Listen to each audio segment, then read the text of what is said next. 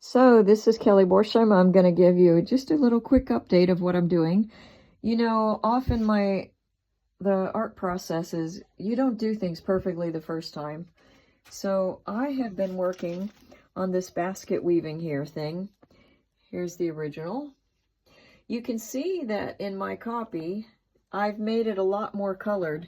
I've been using here very strong red, very strong yellow, burnt umber and raw umber, and mixing them in different levels because I want to have a little bit of more color put into that. So you can see I'm trying to develop the wax drippings off there.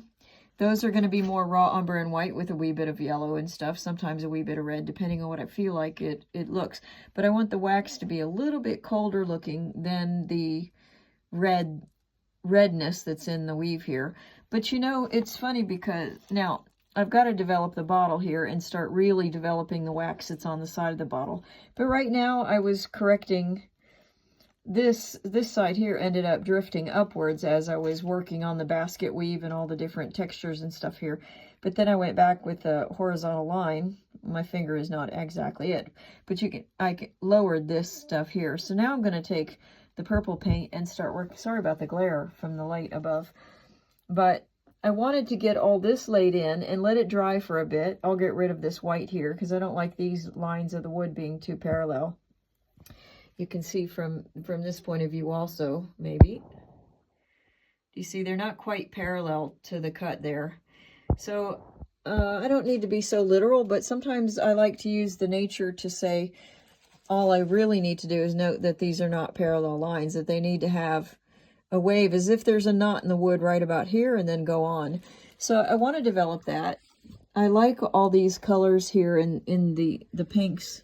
I don't know if they're showing up as pink here, but so I want to work on this, and then I'm going to work on this top part a little bit more this evening because I have to work at night because I have too many windows in the house and I need the lighting to be better.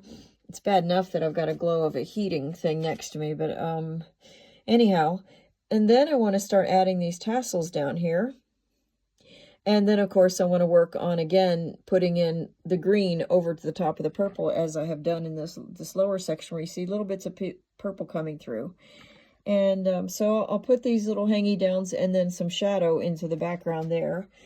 And then once this is sort of dried a little bit, I may come in and glaze this down because I almost feel like it's taking the same amount of attention than the pumpkin, and maybe even more because I painted quite a bit of texture into this, you see. And although I find that interesting, I don't want these two competing for attention. So I may put a glaze over this, but I want to make sure that this stays pretty good. I've been working on sort of softening some edges as I go along here, but I find it interesting because I've been sort of scumbling in, not really scumbling in, but sort of scumbling in color here to make the texture of the straw type feel, and that sort of naturally makes the edges sharper, you see. But I don't necessarily want that. I do want a nice edge here to show that the pumpkin's in front of this, but on the other hand, I don't want it super sharp. So edges are something that I think about quite a lot because it's the thing that puts emotion into the paintings for me a lot. And, you know, you can see that my acorn models have shriveled up and died a lot. So from this point on, a lot of this is just going to be me remembering, but also I want to play up this color difference between the blues, the greens, yellows, and maybe I'll throw in some pinks or something to connect it, or maybe a bit of purple, because I was putting in a wee bit of purple here on the edges because I kind of like the idea of mixing in the colors throughout the painting and not just saying, oh, this is a purple thing underneath this, you know. So a lot of thoughts in my head. Anyway, thanks for your comments and questions and following along. Follow me on this station if you'd like to see more updates. Thanks so much.